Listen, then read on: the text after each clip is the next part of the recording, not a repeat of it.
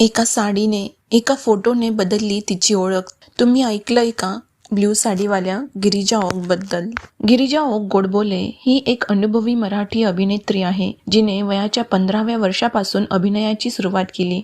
तिने नाटक, टेलिव्हिजन, जाहिरात तसेच चित्रपट या सर्वच माध्यमांमध्ये काम करून स्वतःची ओळख बनवली आहे. तिला मराठी सोबत हिंदी चित्रपटांमध्ये देखील छोट्या पण लक्षात राहणाऱ्या भूमिकांमध्ये ओळखले जाते. यात तारे जमीन पर, शोर इन द सिटी आणि जवान यासारखे उल्लेखनीय काम समाविष्ट आहे. गिरिजा ओकची चर्चा सुरू झाली ती नोव्हेंबर 2025 मध्ये झालेल्या ब्ल्यू साडी क्षणांमुळे. एका मुलाखतीतील तिचा निसंकोच, पारंपरिक पण क्लासी निळ्या साडीचा लुक सोशल मीडियावर झटकन पसरला. ती सोशल मीडियावर व्हायरल झाली. तिची सिम्प्लिसिटी, कमाल असं स्मित, बेअरफूट चार्म याचं सगळ्यांनी कौतुक केलं.